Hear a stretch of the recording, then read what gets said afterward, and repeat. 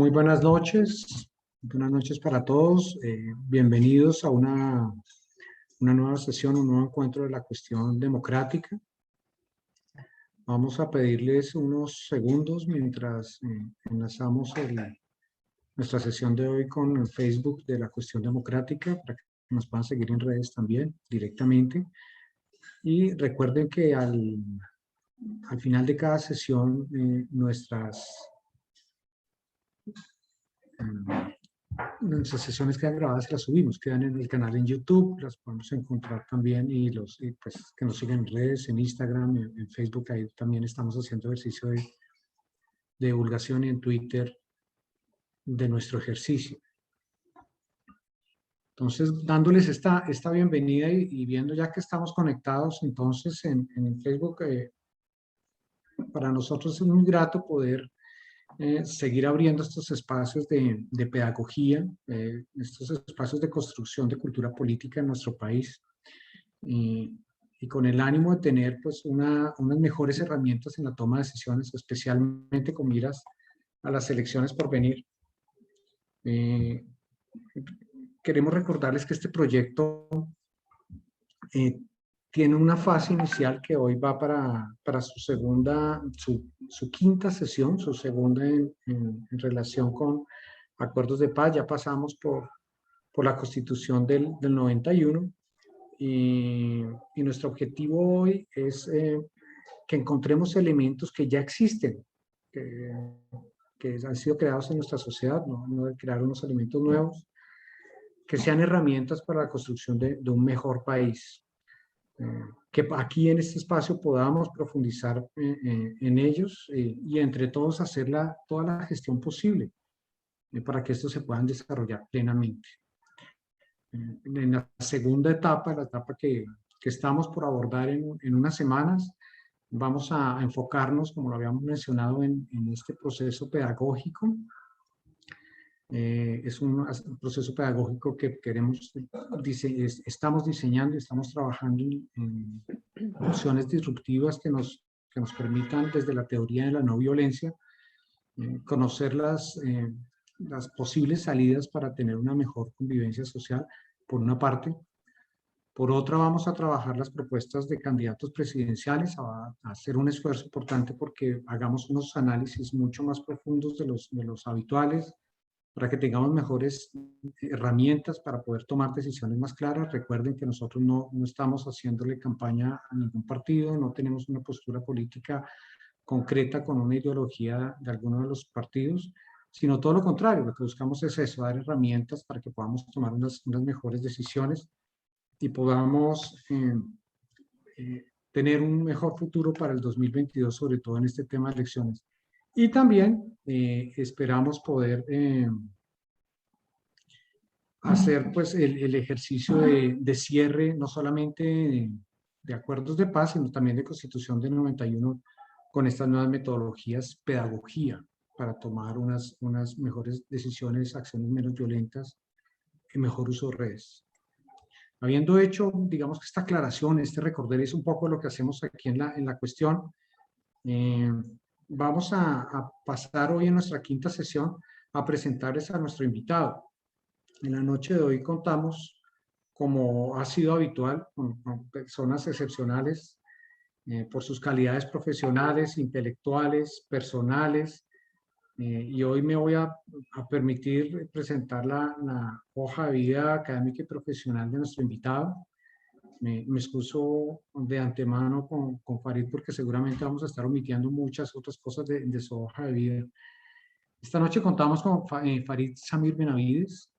Él es profesional en Derecho de la Universidad Católica de Colombia, filósofo también de la Universidad Nacional, con una especialización en Ciencias Penales y Criminológicas del Externado, un magíster en Sistema Penal y en Problemas Sociales de la Universidad de Barcelona. Es magíster en Ciencia Política en Massachusetts.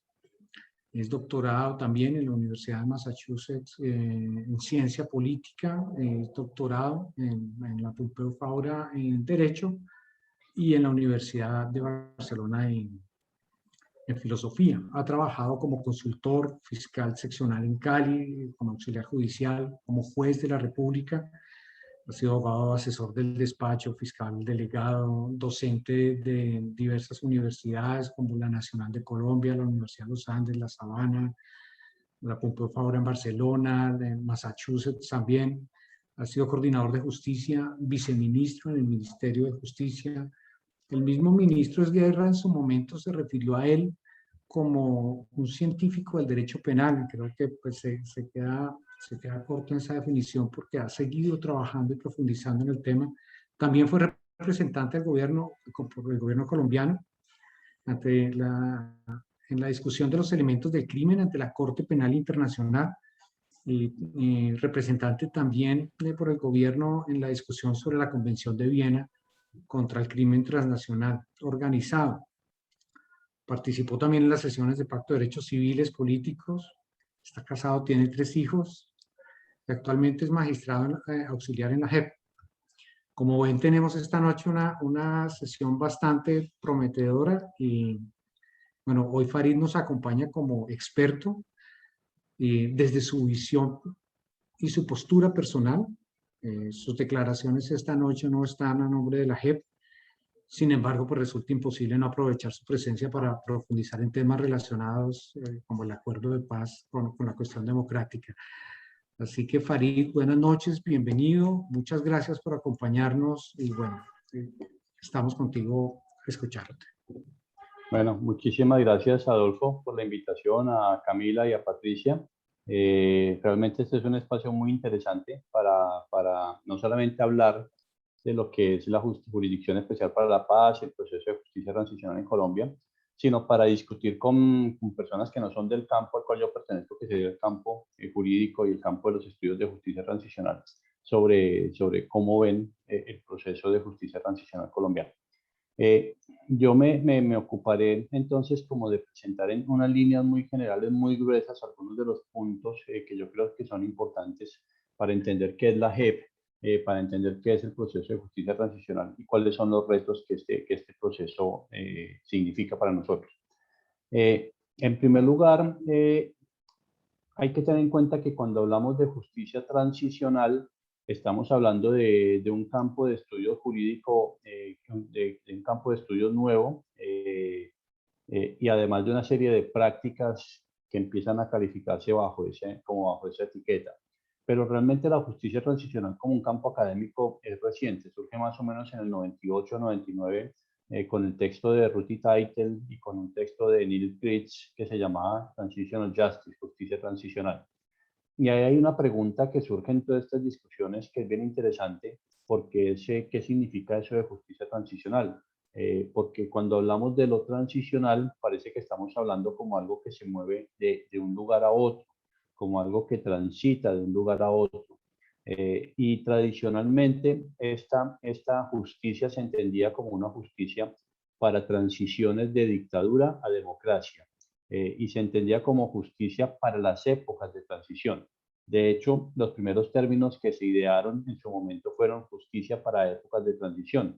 Luego se impuso el término justicia transicional, pero el de los primeros que se idearon fueron justicia para épocas de transición. Y yo creo que eso nos revela a nosotros realmente que el término más adecuado sería precisamente ese. ¿Cómo garantizo yo que en un momento de cambio político en el cual estoy pasando de una dictadura a una democracia haya justicia? Inicialmente se dio de eso, luego nosotros nos ocupamos de las transiciones del conflicto al post-conflicto y ahí la pregunta es cómo garantizar que ese tránsito de una situación de guerra, si se quiere, a una situación de paz, se haga en condiciones de justicia. Entonces ahí es muy importante ver el tema de la transición. Pero luego viene un tercer debate que es el propio del caso colombiano y es si es posible hablar de justicia transicional en casos en los cuales no hay transición. Porque si bien es cierto en Colombia desde el 2005 venimos hablando de justicia transicional, en Colombia no hemos tenido una transición ni a la democracia ni al posconflicto. Y eso es algo que marca nuestra realidad. Nosotros no podemos decir que Colombia era un gobierno dictatorial antes del, qué sé yo, del 2005, y después del 2005 es un gobierno democrático. Siempre ha habido una suerte de democracia en Colombia, una democracia limitada con sus problemas, pero un gobierno democrático, es decir, que no aplicaría esta lógica de la transición de la dictadura a la democracia. Pero tampoco aplica la lógica de la transición del conflicto al posconflicto, porque realmente no hemos acabado el conflicto colombiano. Acabamos un conflicto que es el conflicto con las FARC-EP, que es el resultado de unos acuerdos de paz, pero no hemos acabado el conflicto como tal. El CICR, hace unos 2 años más o menos, o hace un año largo ya, publicó un informe en el cual dice que en Colombia persisten 5 conflictos armados de carácter no internacional. Es decir, no estamos ni cerca de una situación de posconflicto porque persisten por lo menos conflictos con el ELN, conflictos con las autodefensas gaitanistas, conflictos con las disidencias de las FARC. Entonces estos conflictos, y entre ellos también se dan, estos conflictos hacen imposible que podamos hablar de una transición hacia el posconflicto. Pese a ello, en Colombia tenemos instrumentos de justicia transicional. Y estos instrumentos se caracterizan por una mirada hacia el pasado, pero también una mirada hacia el futuro. Una mirada hacia el pasado porque lo que estamos mirando es una serie de hechos en los cuales se violan de manera masiva y sistemática derechos humanos, o cuando se dan violaciones también masivas al derecho humanitario, y es como nosotros nos enfrentamos a ese pasado de violaciones a los derechos humanos o al derecho humanitario. Y es como una sociedad, ¿qué es lo que hace una sociedad para enfrentar ese pasado? Tradicionalmente, la forma en que enfrentábamos nosotros ese pasado era por la vía del perdón y olvido. Los procesos de paz, que tampoco son procesos que sean muy antiguos, nosotros empezamos la apuesta por el proceso de paz a partir del 82. Antes existían procesos de desmovilización, amnistías, indultos, políticas de perdón y olvido, pero realmente negociaciones de paz empiezan bajo el gobierno de Belisario Betancur en el año 82.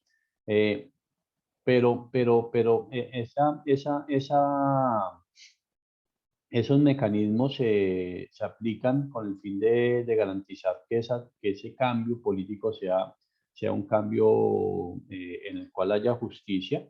En el caso colombiano, pues lo que damos era solamente amnistía e indulto. Había un poco de justicia para lo que se llamaban actos de barbarie o terrorismo, pero realmente era simple perdón y olvido. Pero es solamente a partir del 2005 que empezamos nosotros a hablar de mecanismos de justicia transicional en una lógica que combine por lo menos 3 elementos, que es que haya justicia, que haya reparación y que haya garantías de no repetición. Y todo eso, pues que haya también verdad. Entonces, esta triada o estos 4 elementos, estas 4 columnas de verdad, justicia, reparación y garantías de no repetición son los que caracterizan a la justicia transicional. El primer experimento que tuvimos nosotros de justicia transicional es el derivado con los paramilitares. Recuerden ustedes que los paramilitares se desmovilizan o se someten a la justicia. También aquí hay discusión porque algunos dicen que fue un proceso de paz, otros dicen que fue un simple proceso de desmovilización. De cualquier manera, lo que sucede es que los paramilitares pues dejan sus armas, inician un proceso y como consecuencia de ese proceso se crea un sistema especial que es el de justicia y paz, que se encargaría de juzgar a aquellas personas postuladas por parte del gobierno nacional para que sean investigados y sancionados por el sistema, dándoles una pena alternativa que era de 5 a 8 años de prisión. Ahí el gobierno colombiano, en el proyecto de ley que presentó, si ustedes recuerdan, inicialmente comienza como un proyecto de alternatividad penal, es decir, inicia el proceso como un proceso clásico de justicia transicional colombiano de puro perdón y olvido.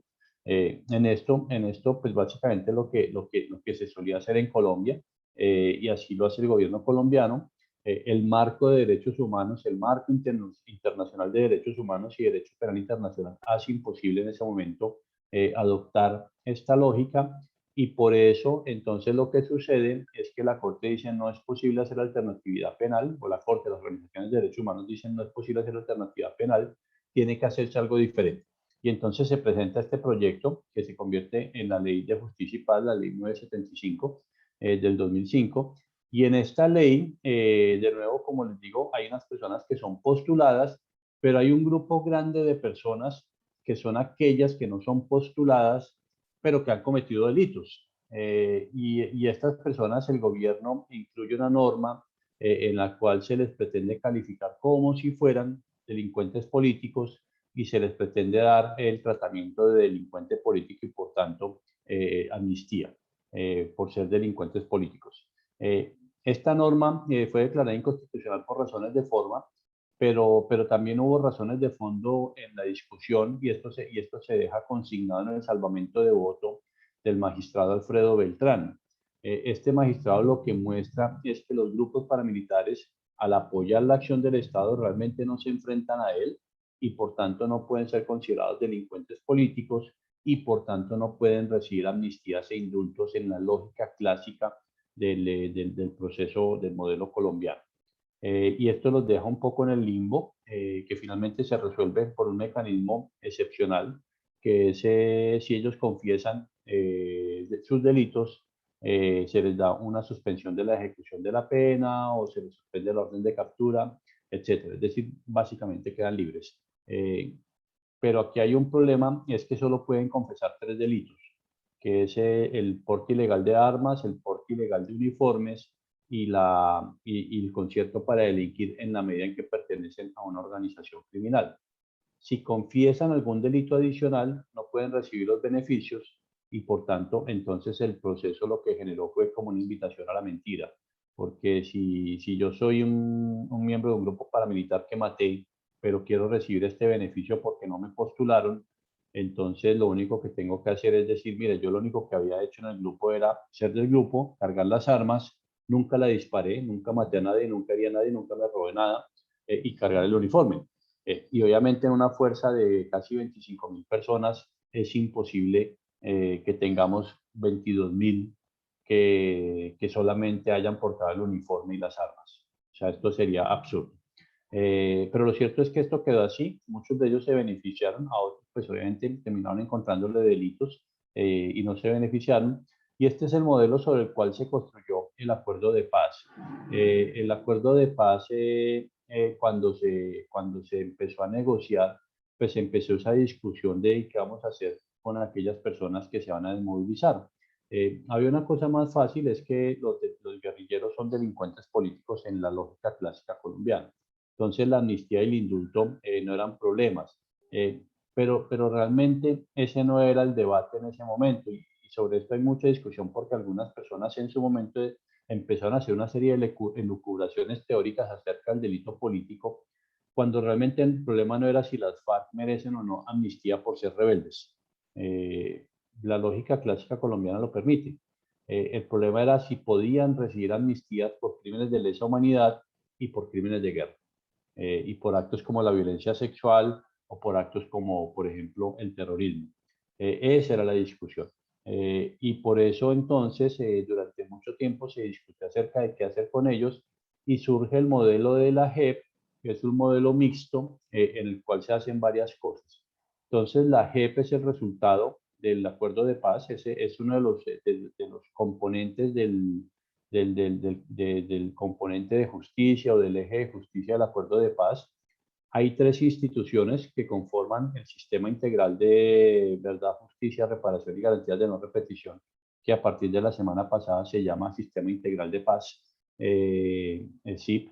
Entonces hay 3 instituciones que conforman este sistema, que son la JEP, que es la Jurisdicción Especial para la Paz, con un mandato máximo de 20 años, de investigar a los máximos responsables de los crímenes más graves y representativos. Esa es la tarea de la JEP. La unidad de búsqueda de personas dadas por desaparecidas, que se encarga de buscar a aquellas personas que fueron víctimas de desaparición forzada y aquellas personas que perdieron la vida en combate, pero su cuerpo nunca se encontró. O sea, son personas cuyo cuerpo no se encontró y por tanto están dadas por desaparecidas, pero no son víctimas de desaparición forzada. Y la Comisión de Esclarecimiento de la Verdad, que se encarga de establecer las causas estructurales del conflicto colombiano, y debe presentar un informe en noviembre de este año sobre esas causas. Hay una demanda en este momento ante la Corte Constitucional intentando extender ese periodo, por lo menos para la socialización del informe. La ley del presupuesto nacional no tiene ningún rubro previsto para la Comisión de Esclarecimiento de la Verdad para el otro año, pero esto es natural porque conforme a la legislación actual, en noviembre termina el mandato de la comisión y por tanto el otro año no estaría funcionando.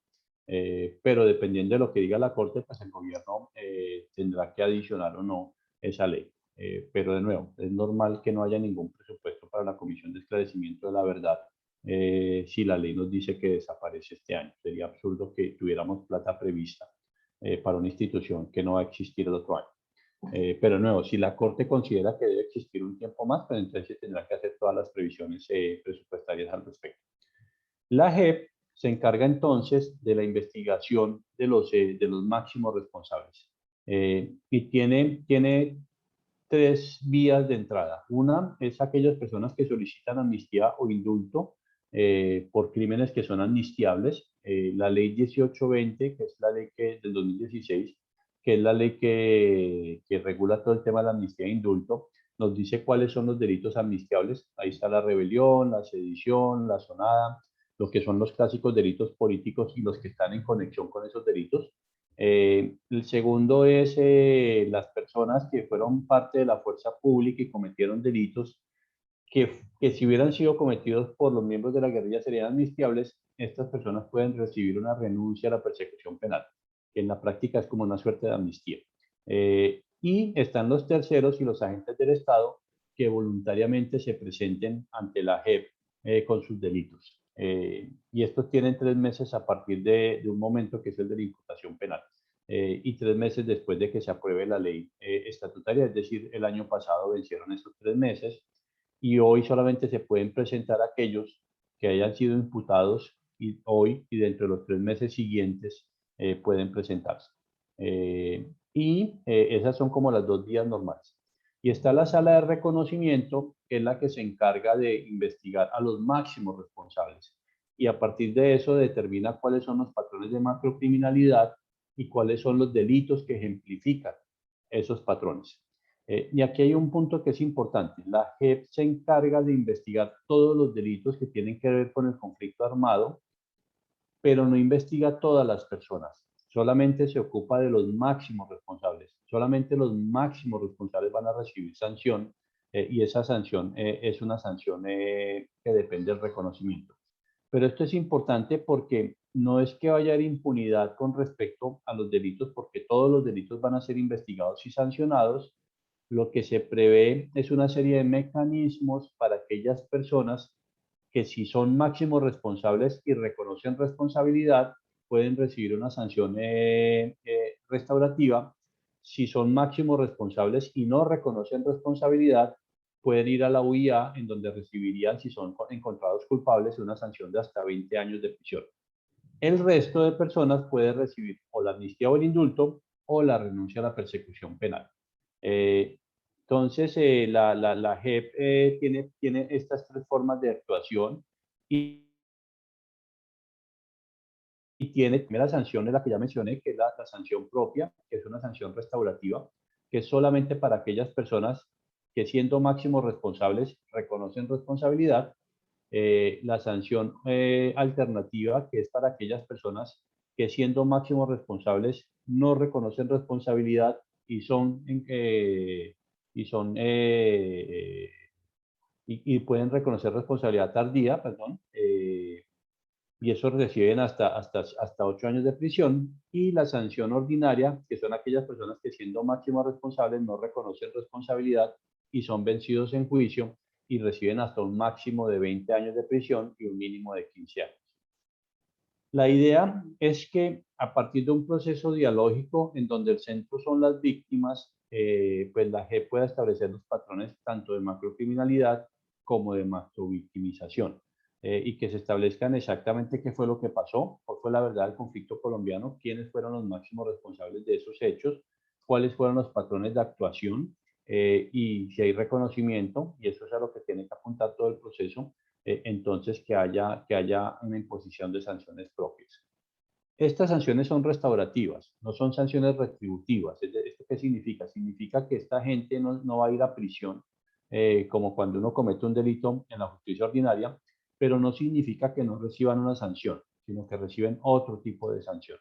Y esta sanción es una sanción que busca restaurar, reparar el daño que ellos causaron a las comunidades, y por tanto la sanción se establece en diálogo con las comunidades.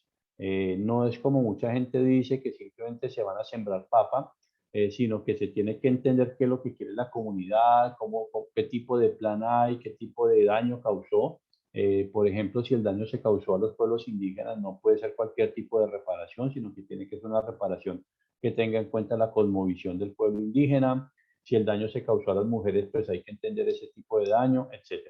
Pero son sanciones, son medidas que van a restringir los derechos de las personas. Entonces, en esa medida no es que estas personas vayan a salir libres y ya, sino que son personas que van a recibir sanciones por parte de la JEP, y esas sanciones pues van a tener efectos en sus vidas, van a tener restricciones en sus derechos. La JEP, como les digo, tiene 20 años de trabajo. Llevamos ya 4 años. En estos 4 años, pues como todo tribunal de esta naturaleza tiene un proceso de aprendizaje. El proceso de aprendizaje de los tribunales internacionales es más o menos entre 10 y 15 años. La Corte Penal Internacional se demoró 10 años en dictar su primera sentencia. El Tribunal para Yugoslavia se demoró 10 años en dictar su primera sentencia, y para un caso menor. La Justicia y Paz se demoró más o menos 5 o 6 años en dictar su primera sentencia, también para un caso menor. Pero el problema es que la JEP no tiene ese proceso tan largo de aprendizaje. Entonces hubo un proceso de aprendizaje acelerado, porque nosotros nos movemos un poco sobre la base de lo ya hecho por Justicia y Paz y lo ya hecho por la justicia ordinaria, y ese proceso de aprendizaje permitió que en un periodo relativamente breve ya contemos con 3 autos de determinación de hechos y conductas, que son 3 imputaciones sobre los casos de secuestro y sobre las ejecuciones extrajudiciales que se cometieron para ser presentadas como bajas en combate. En estos casos se han determinado exactamente qué sucedió, cuál fue la naturaleza de los hechos, quiénes son los máximos responsables, y entonces estamos en un proceso que va avanzando a un buen ritmo, en el que estamos estableciendo la verdad del conflicto.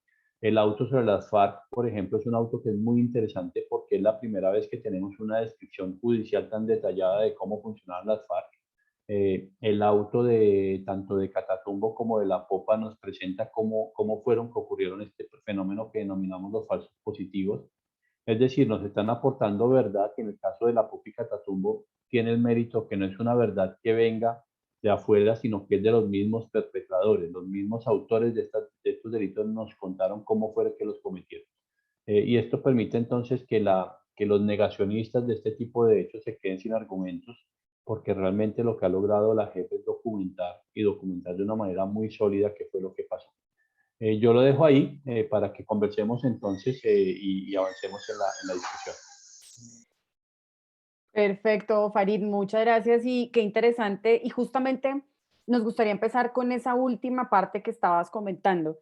Existe esa sensación en muchos colombianos de JEP impunidad. Obviamente hay mucho desconocimiento de lo que hace la JEP, hay mucho desconocimiento del acuerdo claramente. ¿La JEP tiene pensado algún tipo de pedagogía en algún momento para que se entere todo el mundo? Mire, esto fue lo que hicimos, o sea, lo que acabas de contar es impresionante. Entonces, para que la gente diga, mire, estos son los procesos que estamos llevando, no existe la impunidad porque esto se está basando en un acuerdo que tiene estas y estas características y la gente va a asumir sus culpas de tal y tal forma.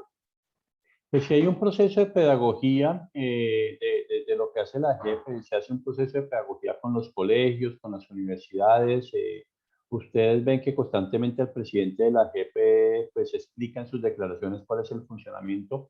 Cuando se sacaron estos 3 autos, salió el magistrado o magistrada relatora del caso, más el presidente de la JEP, y la función ahí del presidente de la JEP era dar una explicación de cómo funcionan los casos ante la JEP, sobre todo ante la sala de reconocimiento. Entonces hay un proceso de pedagogía. Yo creo que este proceso tiene que avanzar más. Se ha escrito mucho, el presidente, por ejemplo, escribe columnas en las que explica muchas cosas de la JEP, pero es un proceso que es largo porque obviamente, y en esto no hay que negarlo, pues nos movemos en un contexto en el cual pues hay críticas y ataques a la JEP. Y el presidente también lo dijo cuando se posesionó. eh, la crítica al trabajo de la JEP siempre es bienvenida. En tanto somos funcionarios Claro, públicos, pues tenemos un deber de transparencia. Y esa crítica siempre es bienvenida porque eso permite identificar cuáles son los errores, de pronto son errores de comunicación, de pronto son errores de actuación, y esos errores se corrigen. Lo que siempre tratamos de aclarar es que la crítica y un poco de establecer o de exigir es que la crítica se haga sobre la base de hechos reales. Eh, es decir, claro. que la crítica se haga sobre realmente algo que hizo o no hizo la JEP. Hay una crítica muy constante, por ejemplo, con respecto al caso Santrich, diciendo que la JEP soltó a Santrich. La JEP nunca tuvo a Santrich bajo su mando. Ujú, La JEP lo que bajo su jurisdicción, porque la JEP lo que estaba estudiando precisamente en ese momento era la competencia para ver si le garantizaba o no la extradición, y fue cuando la Corte pues tomó las medidas dentro de la competencia legal de la Corte para ordenar su libertad. O sea y además fue una orden que se hizo dentro del marco legal, o sea, no fueron órdenes ilegales las que dio la Corte. Entonces, claro. cuando se entiende muy bien cómo funcionó el proceso, pues uno dice, hombre, sí, el tipo violó los acuerdos, violó sus compromisos, pero fue él. Las instituciones en el momento hicieron lo que tenían que hacer y lo que la ley y la Constitución les autorizaban a hacer. Entonces, ese tipo de discusión es importante que se haga sobre la base efectiva de lo que pasó y no de lo que no pasó. Claro, obviamente, y ese tipo de pedagogía es fundamental, inclusive más aún ahora que se acerca un proceso electoral. Y eso es, claramente es un tema que desde todos los grupos políticos toman para ayudar para como caballito de batalla. Tenemos una pregunta que hace Lilian Ramírez, que creo que nos acompaña en este momento, y es: ¿cuál es el impacto de la JEP en la reconstrucción del tejido social de los territorios? Y eso es fundamental, además, porque una cosa es lo que nosotros como ciudadanos percibimos desde las ciudades y especialmente desde Bogotá, y lo que de verdad pasó y está pasando en las zonas más alejadas de este país. Sí, en este momento el impacto es mínimo, Ujú, porque realmente apenas se está trabajando en el tema de las sanciones, porque apenas los casos están llegando a ese punto. Pero la claro. idea sí es que sobre la idea de la no repetición, la JEP pueda actuar en el tejido social a través de las sanciones propias, a través de los TOAS, que son los trabajos y obras con contenido reparador. Entonces, a través de toda esta serie de mecanismos que tiene la JEP, se busca pues, reconstruir el tejido social para garantizar la no repetición, para crear un contexto en el cual la gente tenga la seguridad de sus derechos. Ujú, Pero de nuevo, el impacto ahorita es mínimo precisamente porque la competencia apenas se está llevando a hacer estas cosas, pero se espera que sea un impacto máximo a medida que van avanzando los casos. Recordando también que la finalidad principal de garantizar la no repetición no le cabe a la JEP, sino al gobierno colombiano y al Estado claro. colombiano en general. Es decir, es Ujú, algo en lo cual nosotros contribuimos, pero no es la responsabilidad principal de la JEP. Esto es una responsabilidad entera del Estado colombiano. Entonces, el Estado colombiano es el que, como un todo, tiene que garantizar pues que el tejido social se reconstruya, que la gente tenga acceso a sus derechos, que haya seguridad en los territorios, que la gente pueda vivir libremente sin ningún problema. No es tarea de la JEP solamente eso. ujú. La JEP contribuye a hacerlo, pero la responsabilidad está en todas las instituciones del Estado.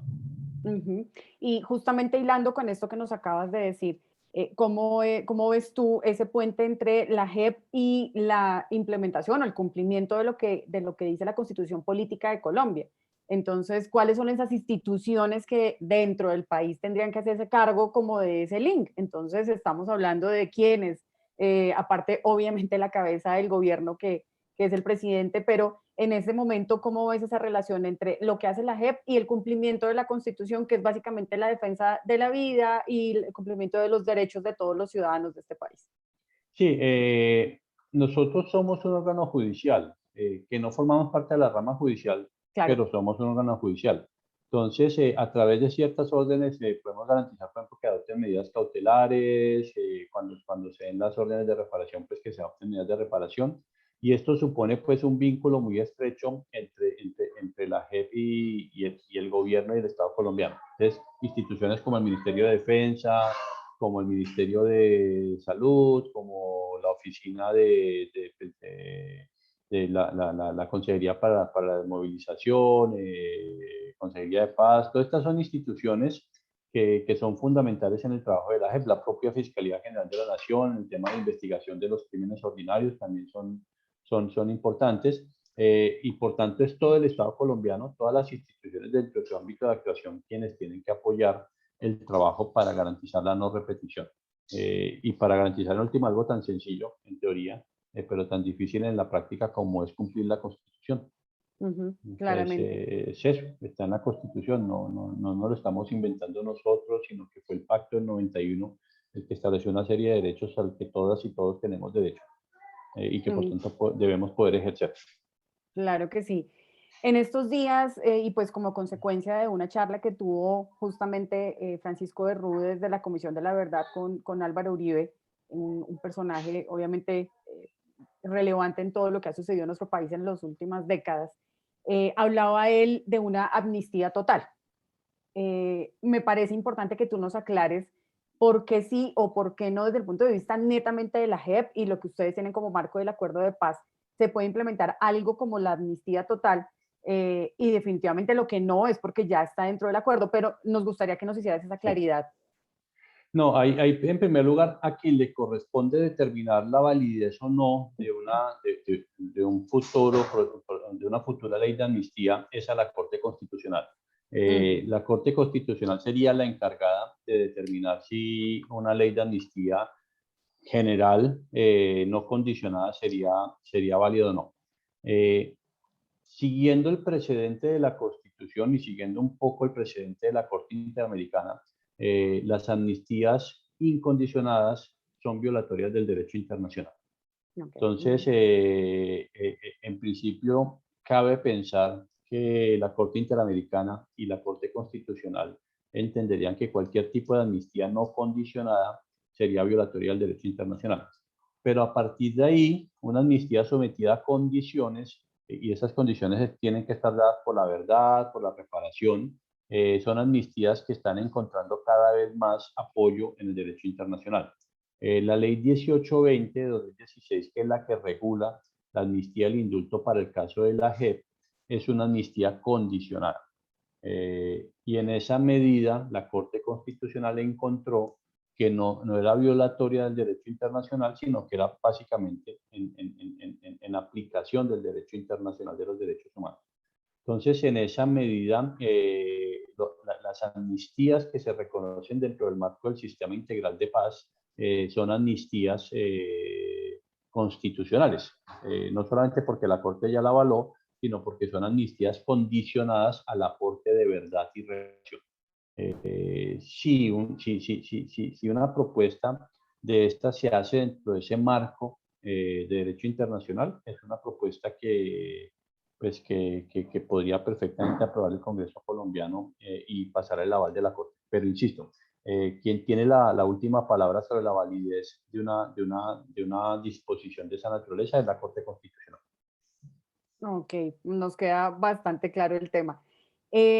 Ahora viene, tú lo comentabas antes, el tema de la Comisión de la Verdad, que el próximo año, bajo las condiciones actuales, no va a existir.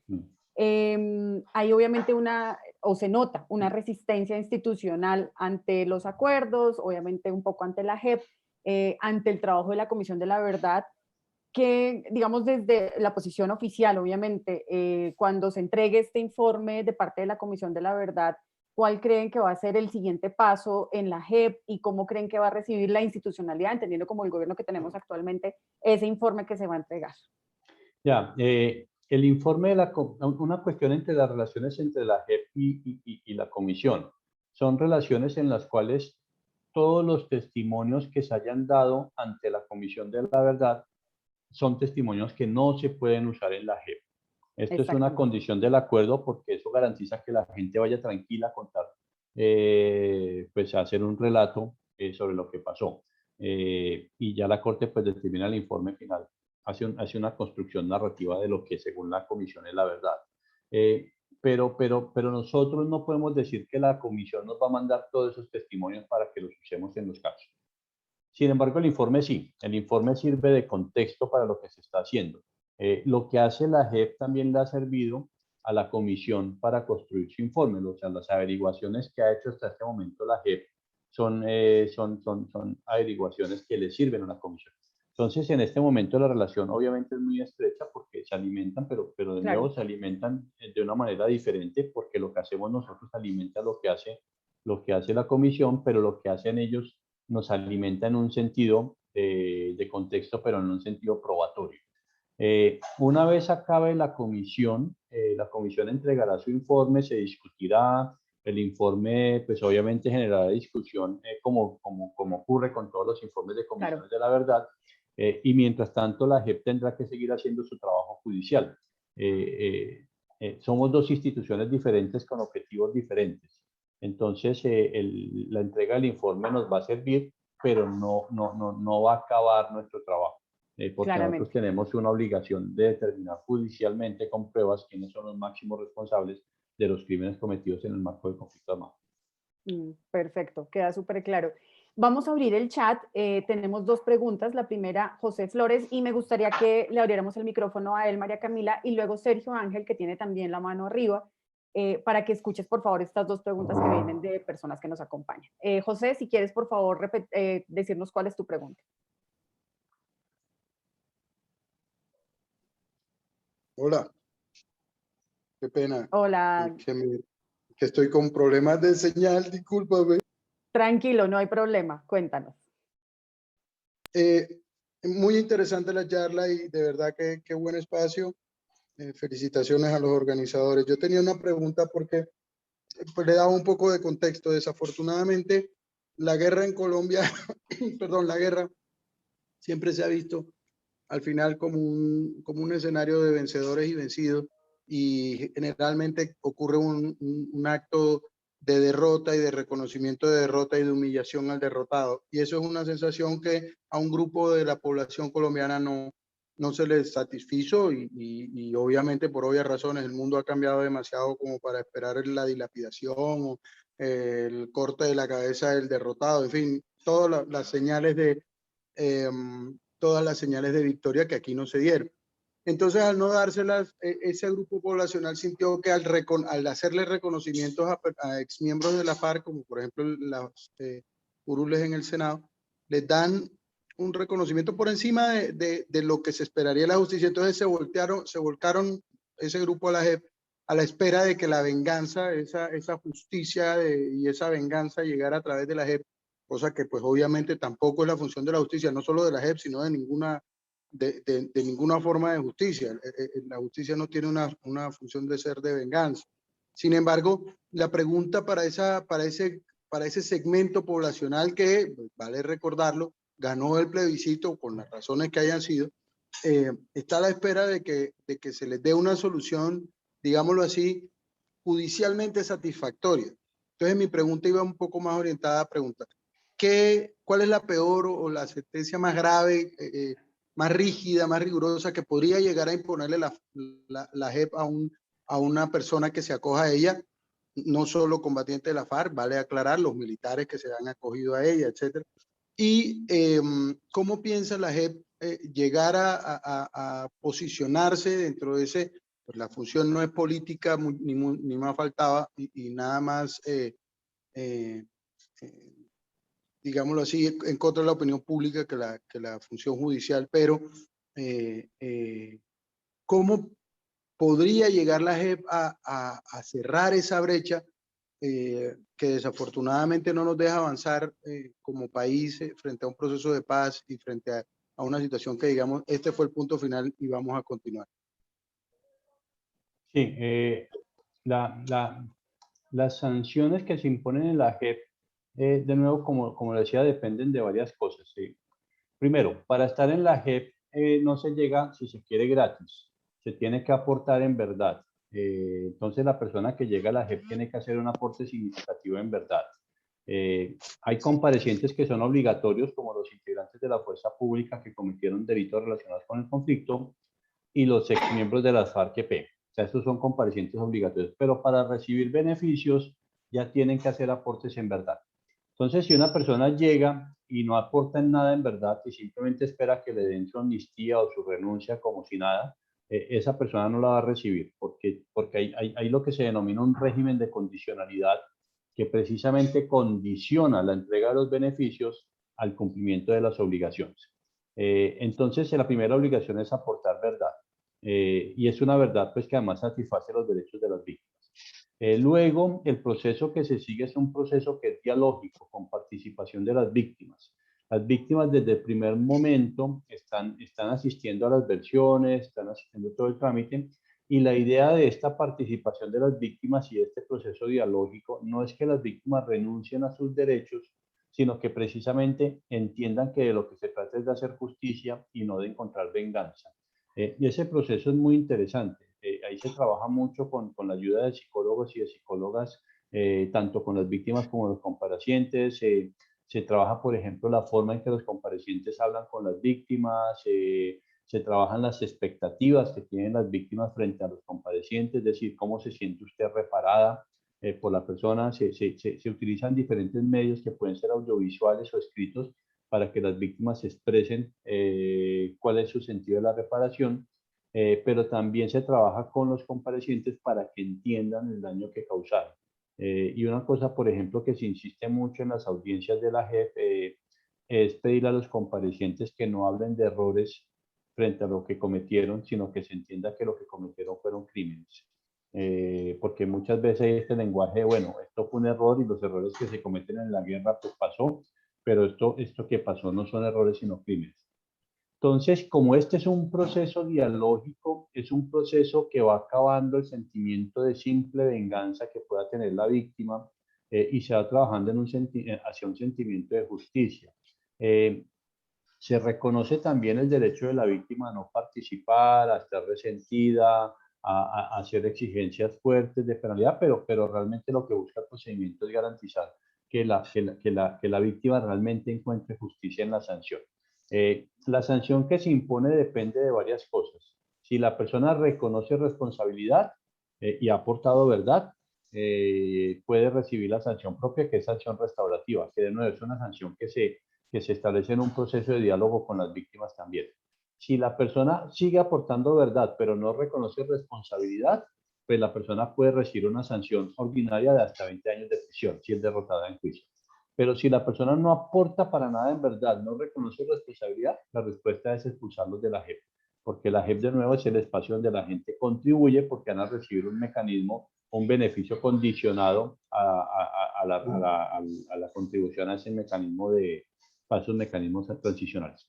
Entonces, la idea de la venganza no es una idea que se maneje en la JEP, se trabaja con las víctimas, son muchísimas víctimas, y la idea precisamente es esa, que la idea de venganza desaparezca para que surja más bien la realización de los derechos de las víctimas.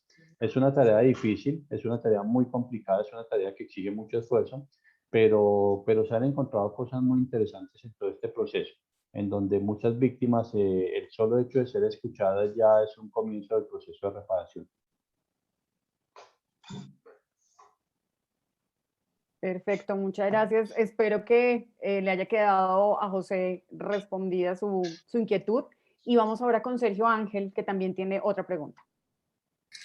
Patricia, muchas gracias. Primero quisiera agradecerles a ustedes por este espacio, que creo que es fenomenal, y a Farid por haber decidido aceptar participar en él, porque creo que es una de las personas que más ha trabajado, no solamente por su función pública, sino también por su vida académica en todo lo relacionado con estudios de paz. Yo quisiera aprovechar que Farid está aquí y hacerle 3 preguntas muy puntuales a propósito del tema que nos convoca. En primer lugar, yo recuerdo, Farid, que en su momento cuando estábamos en el proceso de paz con las autodefensas, en ese momento Eduardo Pizarro afirmaba como presidente de la Comisión Nacional de Reparación y Reconciliación que una vez el Estatuto de Roma entrara en vigencia en Colombia, se iba a hacer mucho más complejo todo el proceso de procesos de paz en Colombia. Ese era un poco el afán que se tenía para la firma de la paz con las autodefensas.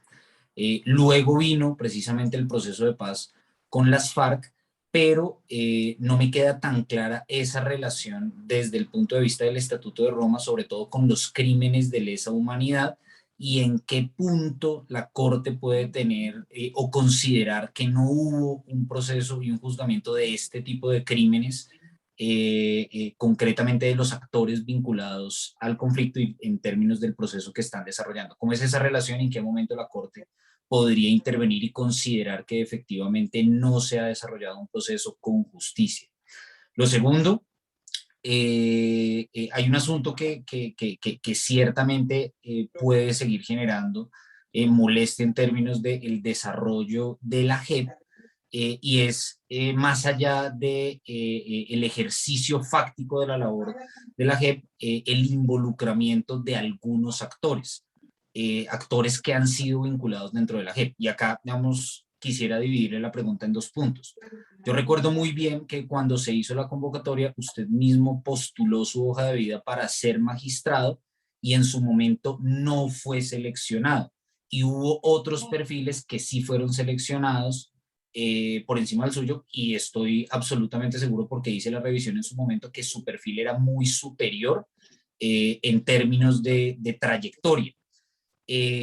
¿Cómo fue ese proceso de selección para determinar quiénes iban a ser las personas que iban a estar en la cabeza de la JEP, que además es lo que permite legitimar todo el proceso ulterior?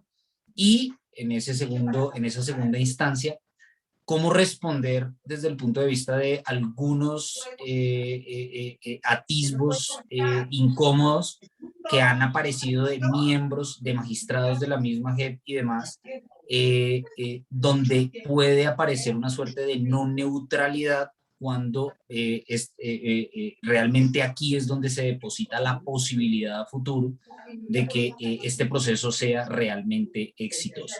De antemano, gracias, Farid. Listo. Eran las dos preguntas, la última dividida en dos, ¿no? O sea, las tres preguntas que tenía. ¿Sí estoy en lo correcto, Sergio? Sí, correcto. Listo, listo. Bueno, no, muchas gracias por las preguntas. Un poco una confesión, Sergio me anunció que me iba a hacer preguntas incómodas y la segunda es bastante incómoda, pero intentaré contestarla.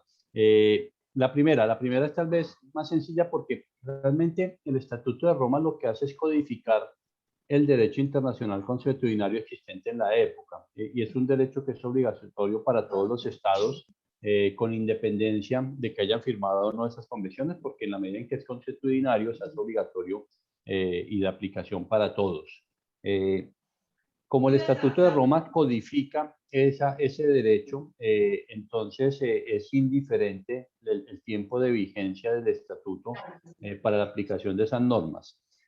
Para lo que sí era importante era para la exclusión de la competencia de la Corte con respecto a los crímenes de guerra.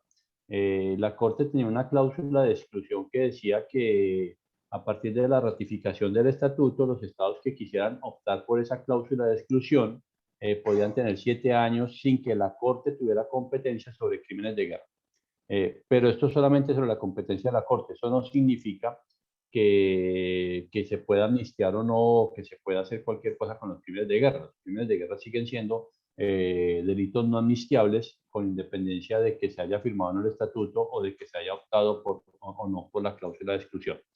Entonces, realmente tanto el derecho consuetudinario como el Estatuto de Roma tienen aplicación para el caso colombiano, de nuevo en la medida en que el Estatuto de Roma codifica el derecho consuetudinario. ¿Esto qué significa? Significa que no se pueden amnistiar, que al terminar un conflicto armado se tienen que dar las amnistías más amplias posibles, y lo posible tiene que ver con que no se pueden amnistiar los crímenes internacionales, los crímenes de guerra, los crímenes de lesa humanidad. Sobre los crímenes de guerra hay una discusión en el derecho internacional que es muy técnica, pero básicamente tampoco se pueden amnistiar los crímenes de guerra de conflicto armado no internacional.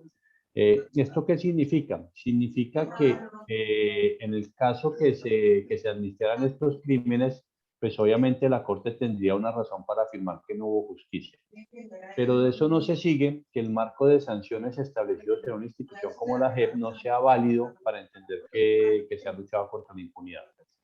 Hasta el momento, lo que percibimos nosotros, porque obviamente no hay un caso colombiano en la Corte Penal, pero lo que percibimos nosotros es que la Corte mira con cuidado lo que se está haciendo en Colombia en materia de justicia y hasta el momento encuentra que la JEP es una institución que garantiza esa justicia y eso es lo que ha permitido, gracias al trabajo de la JEP, entre otras, además del trabajo de la justicia ordinaria, lo que ha permitido que la Corte Penal no haya abierto la situación colombiana.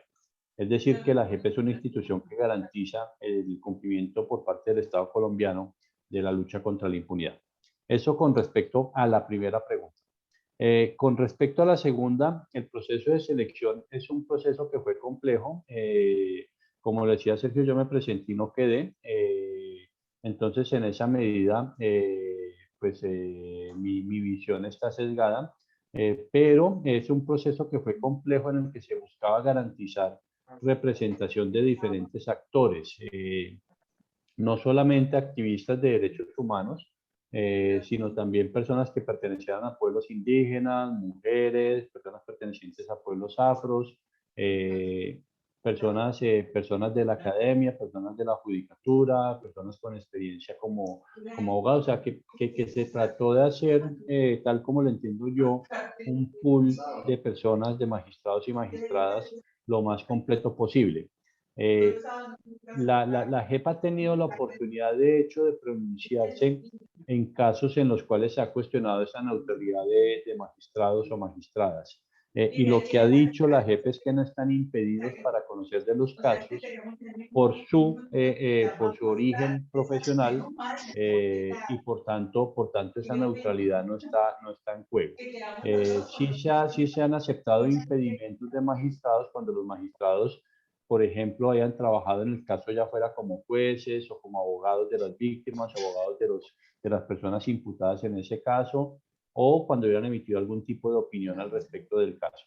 Pero en general, el sistema de impedimentos y recusaciones que tiene la JEP garantiza que tanto víctimas como comparecientes no se vean afectadas en sus derechos a tener una justicia neutral. De nuevo, porque la neutralidad del juez no se afecta por su origen profesional, y entre otras porque es que además son decisiones de sala, no se toman decisiones por un solo juez, sino se toman decisiones de sala en donde toda esta pluralidad se hace presente y en donde los controles a cualquier tipo de arbitrariedad que pudiera surgir, pues están garantizados de antemano. Esa sería como mi respuesta a las dos preguntas. Listo, perfecto. Muchísimas gracias, Farid. Y creo que espero, Sergio, que te haya quedado resuelta, por lo menos de forma general, tus muchas inquietudes. Yo creo que, pues obviamente, claramente podríamos quedarnos aquí muchísimo tiempo más escuchando todo lo que tú tienes para contarnos, Farid. De verdad apreciamos muchísimo el tiempo que nos diste, la claridad de tus ideas, y creo que a las personas que nos acompañaron y a los que vamos a dejar en redes con nuestra conversación, les va a quedar muy claro cuál ha sido el trabajo de la JEP, hasta dónde sabemos que pueden llegar, cuáles son los alcances y pues obviamente ser un poco más claros con respecto a lo que uno puede esperar y además al trabajo inmenso que ustedes están haciendo en favor de un proceso de paz tan complicado en un país tan complejo, pero que sabemos que están haciendo todo lo que se tiene que hacer para que haya, como tú decías al inicio, justicia, reparación y garantía de no repetición, que es lo más importante. O sea, volver a contar lo que pasó para que jamás volvamos a repetirlo y salgamos un poco de esta espiral de violencia en el que a veces vivimos. Mil gracias, Farid. Las puertas de la cuestión democrática están abiertas y seguramente más adelante te volveremos a invitar para hablar un poco más a profundidad de un par de temas. Creo que la única invitación que nos queda es, bueno, agradecerles a quienes nos acompañan, al grupo que tenemos en WhatsApp, a quienes nos van a ver en redes, y nuevamente pues seguiremos construyendo estos espacios cada 15, 20 días para que ustedes nos acompañen y profundicemos alrededor del tema de acuerdo de paz y empecemos a explorar un poco las opciones políticas que tenemos para el próximo año, que son fundamentales y que debemos escoger con la mayor seriedad y el mejor criterio para todo para el beneficio de este país. Muchas gracias por la invitación y muchas gracias por la participación de todas y todos y bueno, y por las preguntas. Perfecto. Farid, mil gracias. Adolfo, te dejo. Muchas gracias, Patricia. Antes de hacer nuestro cierre habitual, yo quisiera aprovechar porque realmente, como lo mencionaba Sergio, tener a personas que están tan cercanas, no solamente de la academia, sino de esa experiencia diaria con todo este proceso de lograr construir un acuerdo de paz y el lograr hacer estos desarrollos como la JEP, como la comisión, es muy valioso. Entonces, sin que fuera una pregunta, le pediría el favor a Farid que cerrara nuestra sesión de hoy con lo que él pueda considerar un mensaje para como la ciudadanía en general, no en unos términos técnicos, no estamos en nuestro público, no es un público de academia, ni estamos en una discusión que busca una profundidad inicialmente, sino poder acercar a estos temas, este tema de la cuestión democrática a toda la ciudadanía. Entonces, la invitación estaría para que aprovecharas este espacio y nos pudieras enviar un mensaje como ciudadanos sobre la importancia de lo que significó el acuerdo y de esos productos tan valiosos para la sociedad colombiana como es todo este sistema de paz que está en marcha. Y pues bueno, lo dejo en tus palabras entonces. Sí, no, yo creo que tal vez mi mensaje sería creer que lo imposible se puede hacer posible. Yo crecí en un país en el cual teníamos una cantidad enorme de grupos guerrilleros y poco a poco empezamos a ver cómo se iban dando los procesos de paz y estos grupos guerrilleros se iban desmovilizando, pero siempre parecía que las FARC eran ese grupo que nunca se iba a desmovilizar. Luego las FARC se hacen muy poderosas cuando empiezan todas estas tomas a las bases militares, cuando empiezan los secuestros masivos, cuando parecía, y de hecho hubo un informe de Economist en los años 90 que decía que las FARC y Sendero Luminoso eran las dos guerrillas que tenían probabilidad de llegar al poder en América Latina. Y de repente parecía que la paz no era posible. Luego tuvimos un periodo en el que se negaba la existencia del conflicto y en el que se calificaba negativamente a quienes propusieran la paz. Yo recuerdo cuando empezó el gobierno de Santos, a mí me hicieron una entrevista en televisión catalana sobre las posibilidades de un acuerdo de paz con las FARC y yo dije, es imposible porque Santos viene del gobierno pues, anterior que rechazaba el proceso de paz, no va a ser este gobierno el que haga un acuerdo de paz con las FARC. Y sin embargo fue el gobierno de Santos el que hizo el acuerdo de paz. Y fue un proceso que fue muy bien llevado, o sea, es un proceso que es demostrar porque fue muy bien llevado en términos de prudencia, en términos de compromiso, hasta que al final tuvimos un acuerdo de paz con las FARC y ver a estas personas, que es tal vez lo que a mí más me llama la atención, ver a estas personas que antes eran comandantes guerrilleros, estar sentados en las audiencias con ese respeto hacia el Estado de Derecho y hacia las instituciones del Estado. Yo creo que eso es muy, muy importante porque muestra el éxito del acuerdo de paz. Y de nuevo, toda esta lucha que hemos hecho durante tantos años mostró que lo imposible puede ser posible con el esfuerzo de todas y todos y con el trabajo duro de todas y todos. Pero creo que este acuerdo nos enseña eso, que incluso el actor más difícil firmó la paz. Y ese es un sueño al que no debemos renunciar. Parece difícil en estos contextos, pero la paz siempre está ahí. Siempre la tenemos cerca y finalmente la alcanzaremos algún día.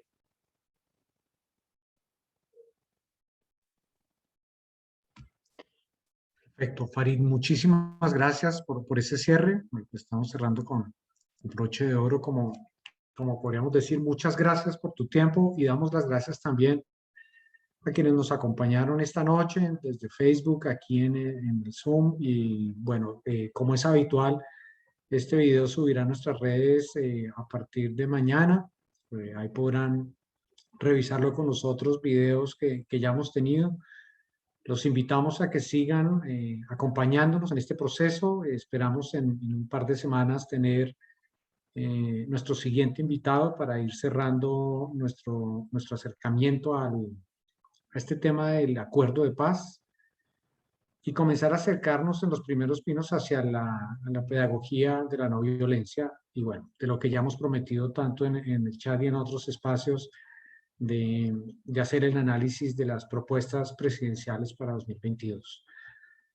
Farid, muchas gracias. Camila y Patricia, como siempre, muchísimas gracias. A todos nuestros invitados también una feliz noche y que estén muy bien. Buenas noches. Muy bueno. Hasta luego.